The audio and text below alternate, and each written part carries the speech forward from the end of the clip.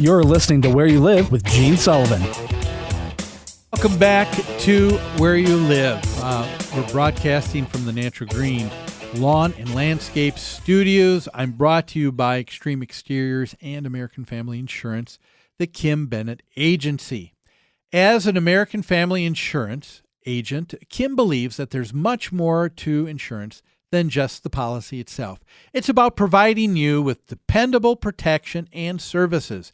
Kim also believes that trust and credibility can't be demanded. It can only be earned by what you say and what you do. Give her a call at 651-482-1598. We're also brought to you this last segment by Start to Finish Maintenance Contractors. Start to Finish provides 24-hour service for all of your home and business maintenance needs. Give Start to Finish a call at 952-259-1219 for your home, for your business, for your peace of mind.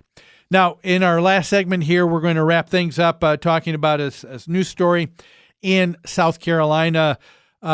State Legislator Rodney Moore, a homeowner in a HOA himself, is trying to see some major changes with limiting the authority that an HOA has, namely that he'd like to see that they would not have the power to place a lien against a property for delinquent payments and then not be able to foreclose.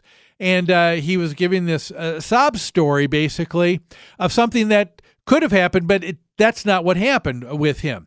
He was only, I think the story last year said $400 out. He owed $50 a month to his HOA.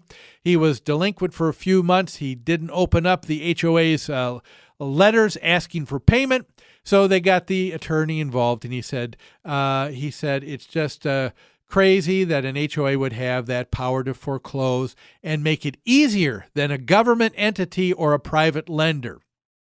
Well, he was not quite telling the truth in his emotional moment that he was caught up in, because foreclosure is the same for everyone. It is a process that everybody goes through.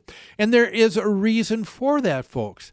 And that is because anywhere along the line, the person has the right and the authority to say, wait, that's not right, and they can step in. All they have to do is communicate. What was the thing missing in this equation? Mr. Moore did not feel a need to communicate with his HOA. He did not feel a need to communicate with the HOA's attorney. The attorney just doesn't have the authority and power to just slap a lien on your property. They have to go to court. They have to show proof that it is going to take place. You're notified of that court date. You have the ability to go there. If you don't show up, then you are saying, well, I'm not contesting it. And if you don't contest it, you have a lien placed on against your property.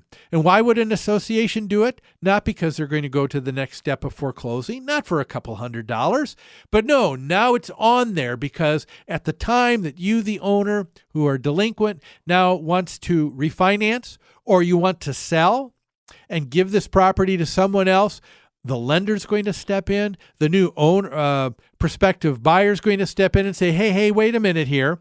I want the property, but I don't want this lien that's attached to it. And so you need to take care of it. And so an association will do that for smaller amounts because it's the responsible thing to do. But Mr. Moore is making it sound that HOAs have just too much power. And he has said, it's interesting, in this article, he was quoted in the South Charlotte News a few weeks back saying, he said, let's see, where am I here? He said, I think it's just over the top, the way they have the power to foreclose. He said, you've got a number of legislators that are taking notice of what citizens are saying, as opposed to taking notice of what lobbyists for organized groups are saying. Moore went on to say that the average homeowner or resident of an HOA are some of the most unrepresentative groups in government. I want to take that statement and let's pick that apart for a moment, can we? Is that really true, Mr. Moore? Folks, think about it. Is that really true that an individual homeowner in an HOA is one of the most unrepresented groups in government? Well, the last time I checked, Mr. Moore, you were there to represent people. So how can you say that if you care about those people, that they are unrepresented? And if you insist, Mr. Moore, like you do in this article, as you go on to say that a number of legislators agree with you, then there is no underrepresentation at the state level. You've got people who are representing people who live in homeowner associations. What's interesting is that Mr. Moore goes on to say the reason he said why he wants to see the changes with an HOA, he said, is a lot of people are very comfortable with the status quo. He said, so people don't stand up, they don't talk to their HOA, they don't get involved. And I will agree with that. There's a reason why that takes place. The reason why most people don't get involved with their HOA, with their state government, with their federal government, even though I think they should, because we have this privilege, this ability to be self-governed.